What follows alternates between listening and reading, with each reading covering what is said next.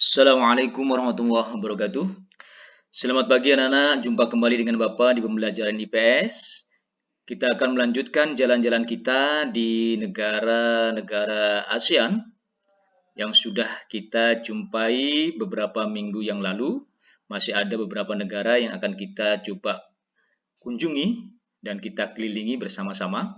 Oleh karena itu, Bapak berharap kondisi kalian tetap sehat sehingga nantinya kalian bisa mengikuti jalan-jalan kita di negara ASEAN ini dengan pemahaman yang tuntas dan pengetahuan yang lengkap, sehingga kalau ada yang nanya, kalian bisa menjawab hasil dari jalan-jalan kita di negara ASEAN ini.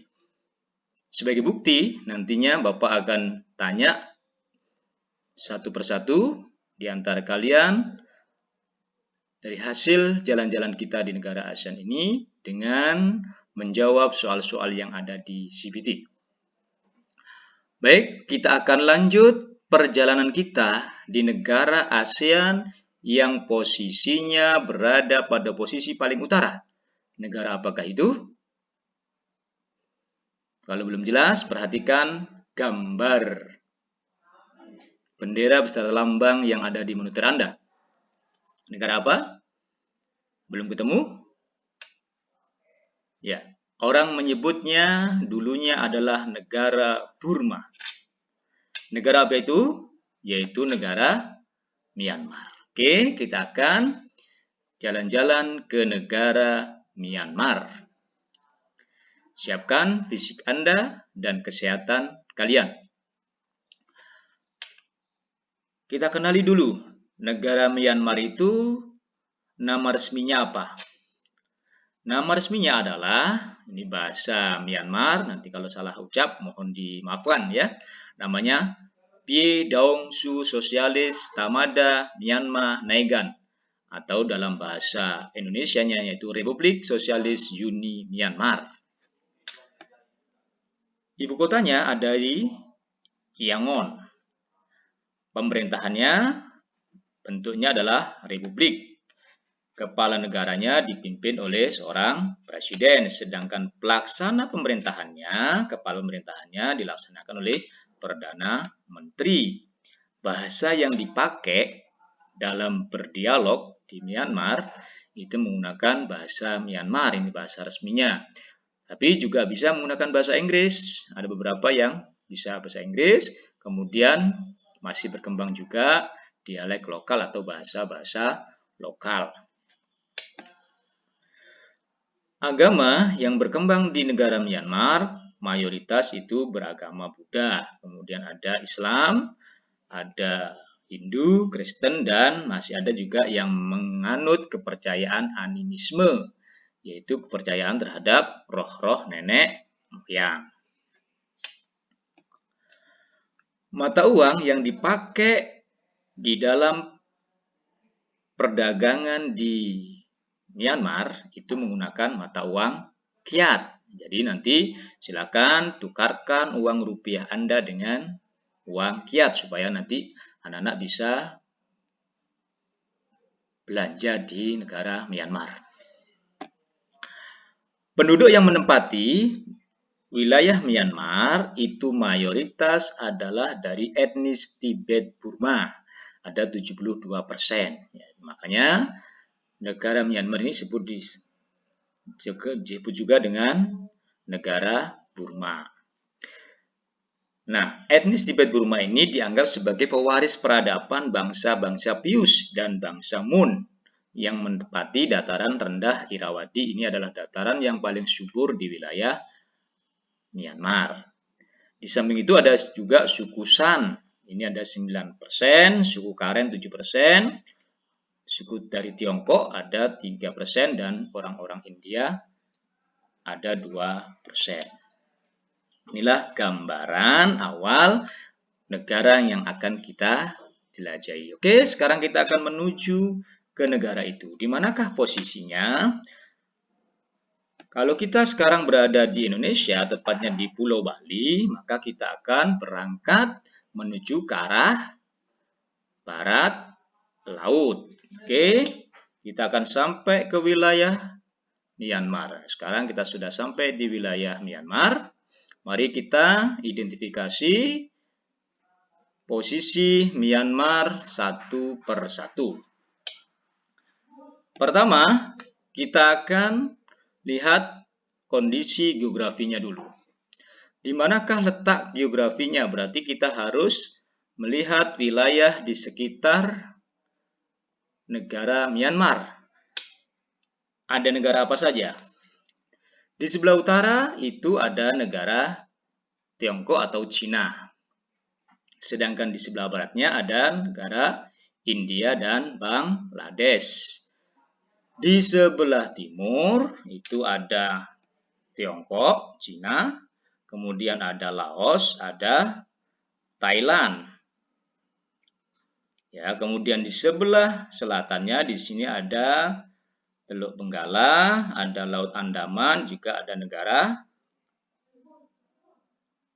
di sebelah selatannya ya, ada negara Thailand. Jadi sebelah selatan ada Thailand, ada Laut Andaman, ada Teluk Benggala. Itu letak geografi dari negara Myanmar. Sedangkan kalau kita perhatikan letak astronomisnya, berarti kita harus melihat garis lintang dan garis bujurnya. Kita perhatikan posisi garis lintang paling selatan berada pada posisi 11 derajat lintang utara, dan paling utara berada pada posisi 28 derajat lintang utara. Berarti kalau kita perhatikan garis lintangnya, maka Myanmar memiliki dua iklim matahari, yaitu iklim tropis dan subtropis. Sedangkan garis bujurnya paling barat berada pada posisi 90 derajat bujur timur, dan di sebelah timur berada pada posisi 101 derajat bujur timur. Sehingga luas wilayahnya yaitu 678.036 km persegi. Inilah letak astronomis dari negara Myanmar. Oke, kita perhatikan sekarang peta negara Myanmar. Tadi sudah Bapak jelaskan batas-batasnya. Ya, di sebelah timur di sini ada negara Cina, kemudian ada negara Laos, negara Thailand. Di sebelah baratnya ada India, ada Bangladesh. Di sini ada Teluk Benggala. Kemudian di sebelah selatan ada Laut Andaman. Teluk Benggala juga ada negara Thailand. Oke. Sekarang kita lihat iklimnya. Tadi sudah dijelaskan iklimnya. Berdasarkan letak garis lintangnya, berarti Myanmar terbagi dua iklim, tropis dan subtropis. Terutama di wilayah utara itu masuk iklim subtropis.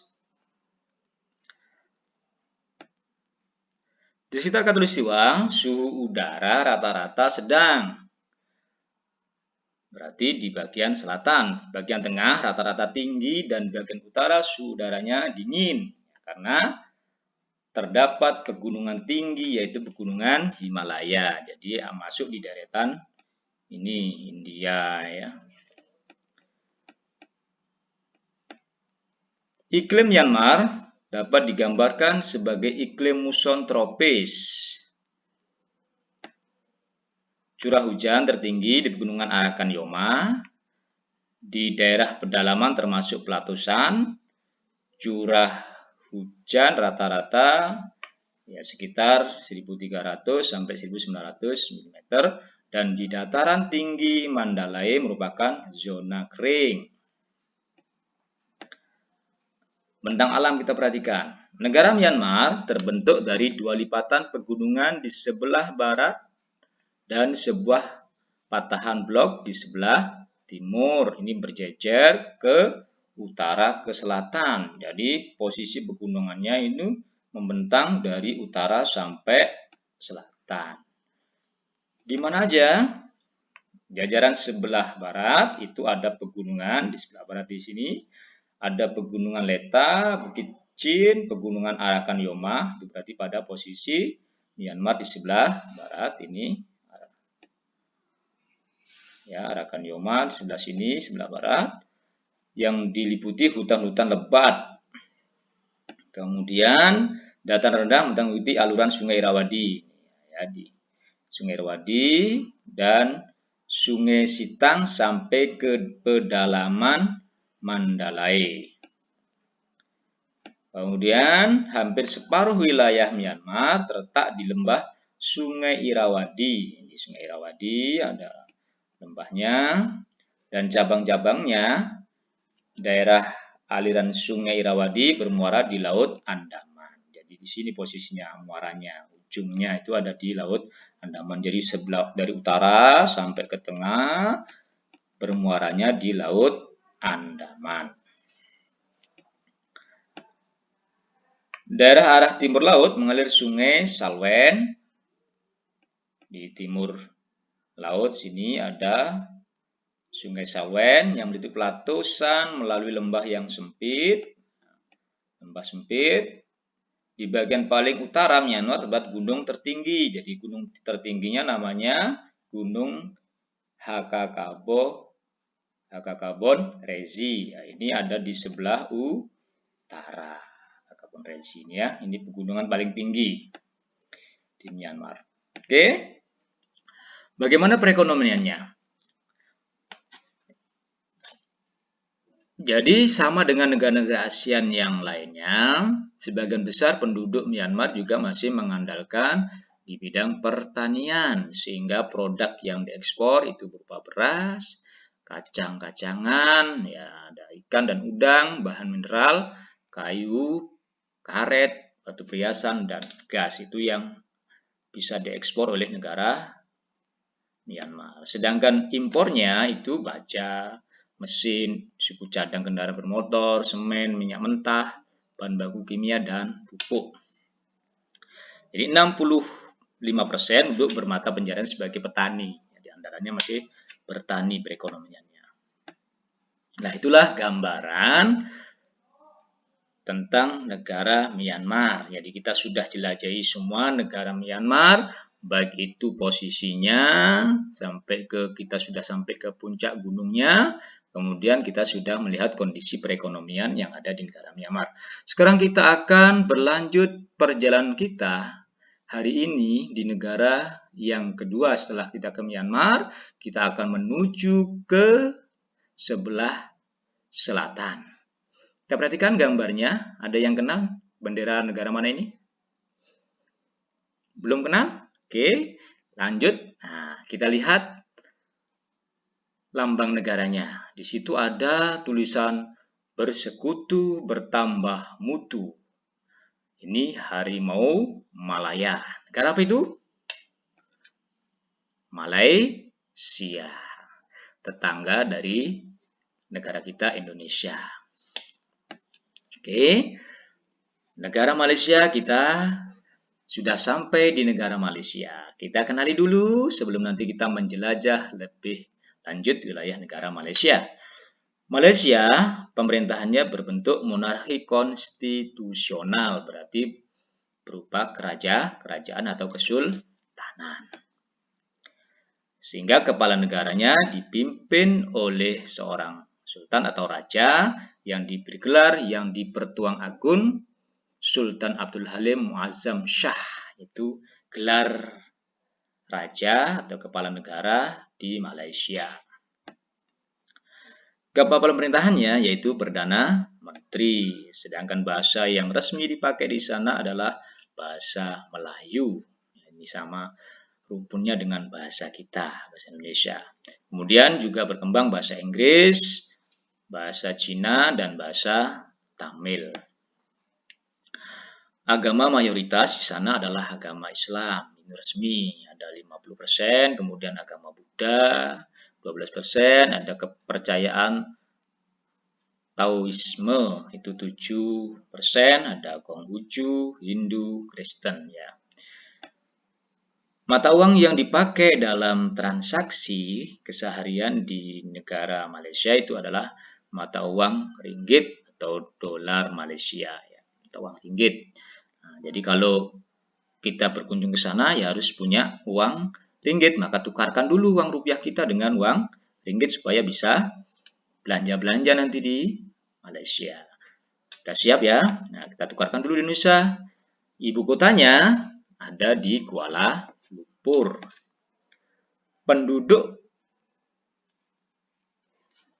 Malaysia itu kebanyakan orang Melayu, 50%, kemudian peringkat kedua ada orang-orang dari Tiongkok, 37%, orang India 11%, sisanya itu orang-orang dari Asia, dari Eropa, dan keturunan bangsa-bangsa yang lain. Oke, kita menuju ke negara Malaysia. Siapkan diri Anda.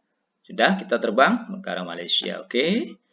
Nah, ternyata wilayah Malaysia itu terbagi menjadi 2 kepulauan besar. Ada di sebelah barat dan ada di sebelah timur. Sekarang kita menuju ke mana? Mau di Malaysia sebelah barat atau Malaysia sebelah timur? Mari kita kenali. Kita lihat letak geografinya. Jadi ada 2 tadi. Di sebelah barat itu berarti di atas Pulau Sumatera, di utaranya Sumatera, dan di sebelah timur berarti di utaranya Pulau Kalimantan. Itu posisi dari negara Malaysia. Jadi bertetanggaan sekali dengan Indonesia. Jadi kalau yang sebelah timur malah tidak dibatasi oleh laut, hanya dibatasi oleh daratan itu ya. Oke, kita lihat batas-batasnya. Batas sebelah utara, ya ini yang di sebelah barat, ini utaranya berbatasan dengan negara Thailand. Secara keseluruhan berbatasan dengan Laut Cina Selatan. Kalau di sebelah timur, Malaysia Timur, itu berarti di utaranya ada negara Brunei Darussalam dan Laut Cina Selatan. Kalau di sebelah Pulau Barat berarti ada negara Thailand dan Laut Cina Selatan. Itu di sebelah utaranya. Sedangkan di sebelah timur, sini sebelah timur itu berbatasan dengan Laut Sulu dan Laut Sulawesi. Kemudian di sebelah selatannya ada Pulau Kalimantan. Ini di Malaysia bagian timur Pulau Kalimantan. Kemudian ada Kepulauan Riau, ini sebelah barat, dan Singapura. Ini berarti kemudian di sebelah barat ada Selat Malaka. Ini dibatasi oleh Selat Malaka. Inilah posisi geografi negara Malaysia terbagi 2 kepulauan besar. Ada di sebelah barat dan di sebelah timur dengan batas-batasnya sudah Bapak sampaikan. Kemudian letak astronomi kita perhatikan. Wilayah paling selatan berada pada posisi garis lintang 7 derajat lintang selatan. Dan 1 derajat lintang utara. Berarti dia juga dilalui garis khatulistiwa. Tapi lebih banyak posisinya ada di sebelah selatan khatulistiwa.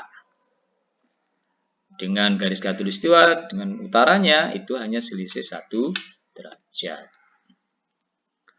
Berarti apa? Iklimnya juga masuk iklim tropis, panas seperti Indonesia. Garis bujurnya paling barat berada pada posisi 100 derajat bujur timur dan paling timur berada pada posisi 120 derajat bujur timur. Luas keseluruhannya 330.434 km persegi. Ini perhatikan peta negara Malaysia dari 2 pulaunya yang terbesar itu. Oke, nah ini ibu kotanya ada di Kuala Lumpur. Ibu kotanya berarti ada di posisi Pulau Malaysia sebelah Barat, Kuala Lumpur. Kita perhatikan bentang alamnya. Secara geografis, Malaysia terbagi dari dua bagian wilayah, yaitu Malaysia Barat. Ini ada 11 negara dalam bentuk kesultanan. Negara apa saja? Kita lihat paling utara ada Perlis, ada Kedah, Penang, Terengganu, Kelantan, Perak, kemudian Pahang, Selangor, Negeri Sembilan, Malaka, Johor. Sedangkan di sebelah timur hanya ada dua, yaitu Sarawak dan Sabah. Nah, kita mau kemana? Biasanya orang senangnya ke pusat ibu kota Kuala Lumpur ini ya. Nanti masuk di wilayah antara Selangor dan Negeri Sembilan. Ini masuk wilayahnya ya. Kita bisa jalan ke Selangor, ke Negeri Sembilan kalau kita di Kuala Lumpur, pusat pemerintahannya. Nah, sudah jelaskan. Kemudian Malaysia bagian timur tadi sudah ada dua. Nah, topografi Malaysia Barat diliputi pegunungan dengan puncak tertinggi, Gunung Tahan. Di sebelah barat itu ada gunung tertinggi namanya Gunung Tahan. Titiwangsa merupakan pegunungan terpanjang di Malaysia. Pegunungan terpanjang Malaysia namanya Titiwangsa, yang membentang dari perbatasan Malaysia dan Thailand sampai negara bagian Malaka.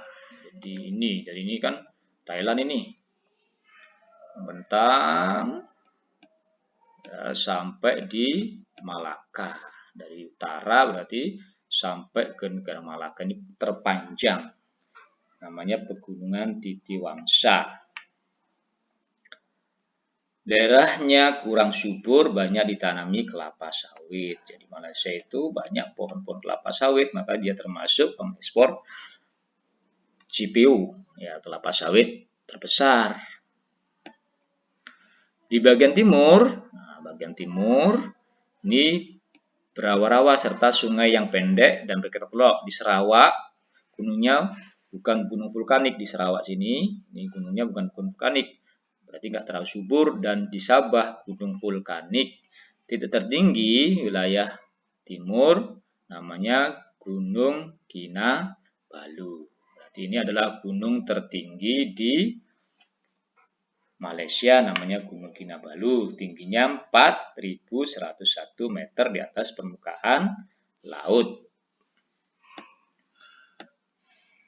Bagaimana perekonomiannya? Nah, sebagai negara agraris, perekonomian Malaysia banyak bertumbuh pada hasil pertanian dan perkebunan. Ini banyak tenaga kerja Indonesia yang bekerja di perkebunan Malaysia. Maka kita banyak orang-orang kita yang bekerja di Malaysia itu di perkebunan. Hasil pertanian terutama seperti padi dan sayur-sayuran. Hasil kebunan yaitu karet dan kelapa sawit, kopra atau kelapa, teh, dan lada. Sebanyak 40% kebutuhan karet dunia itu disuplai oleh Malaysia. Jadi ini penghasil karet terbesar dan kelapa sawit. Pada bidang pertambangan, itu ada bauxite, biji besi, minyak bumi, penghasil timah terbesar di dunia. Ya. Penghasil timah terbesar di dunia itu Malaysia. Pemanfaatan sumber daya alam ini dikelola oleh negaranya sendiri sebagai sumber bahan mentah. Jadi dia kelola sampai menjadi barang siap untuk dijual. Ini terbukti dengan minyak buminya dikelola. Di situ ada gedung kembar namanya gedung Petromas. Itu tempat untuk pengelolaan minyak bumi. Ini terbesar di Malaysia ya. Oke, kita sudah menjelajah negara Malaysia. Sekarang kita akan menuju ke negara ASEAN yang paling kecil, paling sempit wilayahnya tapi makmur rakyatnya. Negara apa itu? Perhatikan gambar benderanya, pasti kenal ya. Nah, ini nggak jauh dari negara kita. Nah, ini gambarnya majulah Singapura. Berarti kita akan menuju ke negara Singapura. Singapura, ini lambang negaranya dan benderanya. Bentuk pemerintahannya republik, berarti tidak beda dengan negara kita Indonesia. Kepala negaranya presiden, cuman kepala pemerintahannya dipimpin oleh Perdana Menteri, berarti bentuknya parlementer. Bahasa yang dipakai dalam keseharian di Singapura itu bahasa Melayu, bahasa Inggris, bahasa Cina, bahasa Tamil, ini menjadi bahasa resmi semua ya. Jadi dialeknya orang Singapura itu boleh bahasa Melayu, Inggris, Cina, dan Tamil. Agama yang banyak, yang mayoritas itu agama Buddha. Kemudian ada kepercayaan Taoisme, Konghucu, Hindu, Islam, dan Kristen berkembang di Malaysia. Mata uang yang dipakai ini menggunakan mata uang dolar Singapura ya. Jadi uang ringgit kita ya ditukarkan dulu. Tadi kita sampai di Malaysia masih punya sisa, tukarkan dulu dengan dolar Singapura supaya kita masih bisa belanja-belanja untuk oleh-oleh pulang ke Indonesia ya. Kemudian ibu kotanya Singapura. Penduduknya, jadi penghuni negara Singapura itu kebanyakan dari keturunan Tiongkok, 78%. Orang Melayu 14%, orang India 7%, sisanya dari suku-suku bangsa yang lain yang ada di Singapura. Oke, kita menuju ke sana. Singapura negaranya kecil sekali ya. Dalam peta mungkin nggak kelihatan ini ya. Kita akan coba terbang ke sana dari Bali. Kita lanjut. Ya, sudahlah sampai di negara Singapura, yaitu ada di sebelah utaranya Malaysia. Malaysia bagian barat. Oke. Kita lihat letak geografinya, walaupun kecil nggak kelihatan. Kita lihat letak geografi batas sebelah utara itu ada Selat Johor ya, Selat Johor. Malaysia tadi Selat Johor. Kemudian di sebelah timurnya ada Selat Singapura. Di sebelah timurnya di sini ada Selat Singapura. Kemudian di batas sebelah selatan ada Selat Singapura, jadi dikelilingi oleh Selat Singapura. Ya, ini menjadi pelabuhan yang sangat banyak memberikan devisa bagi negara Singapura karena dibatasi oleh Selat Singapura sehingga ombaknya pun sangat tenang, bagus untuk wilayah pelabuhan, banyak menjadi negara transit. Di negara-negara lain kalau mau bongkar muat itu bisa di Singapura. Ini sangat menguntungkan bagi negara Singapura. Batas sebelah barat ada Selat Malaka. Jadi dia diapit oleh selat.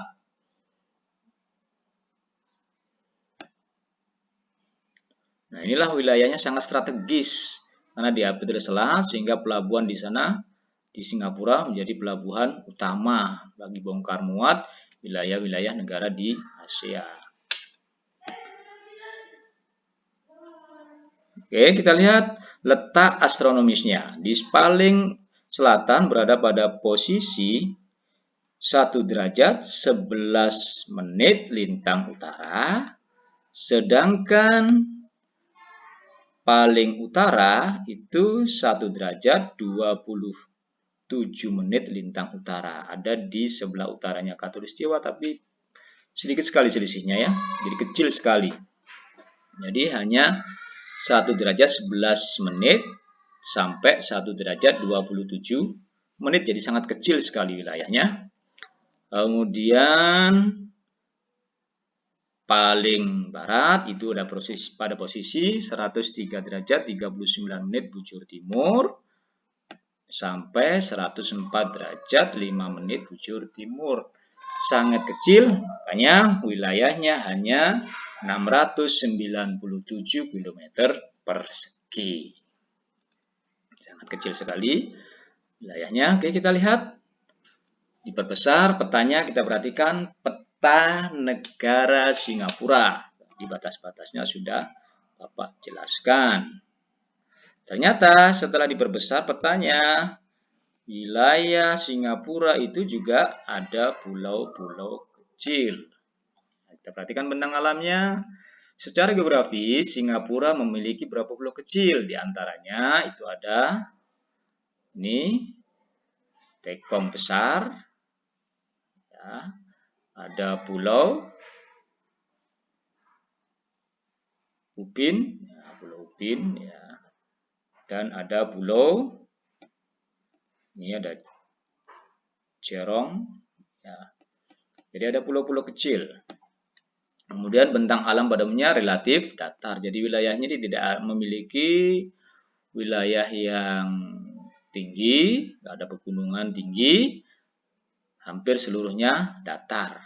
Inilah menguntungkan sangat strategis karena dia diapit oleh selat, ada Selat Singapura, ada Selat Malaka tadi ya. Jadi menjadi negara transit perdagangan. Bagian tengah agak ke utara merupakan perbukitan.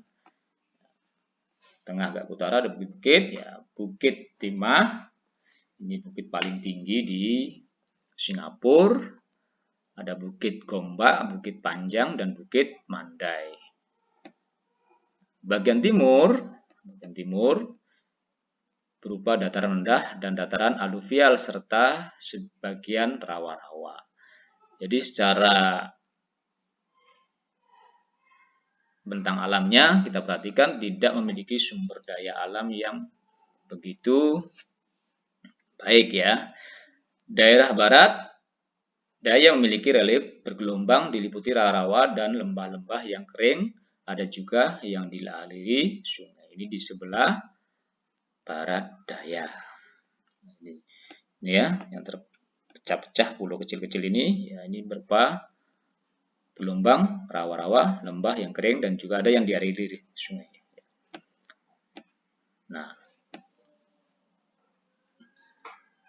perekonomiannya ini menjadi jalur transitu perdagangan karena ada pelabuhan yang luar biasa di Singapura, tempat bongkar muatnya kapal-kapal yang berada di ASEAN bersandar di situ.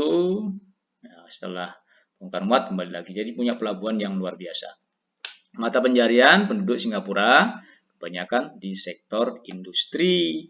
Nah, Singapura itu bukanlah negara yang kaya sumber daya alam. Oleh karena itu, Singapura mengembangkan negaranya pada sektor pariwisata. Jadi hampir semua wilayah di Singapura itu dikembangkan untuk wisata dan juga di bidang perdagangan.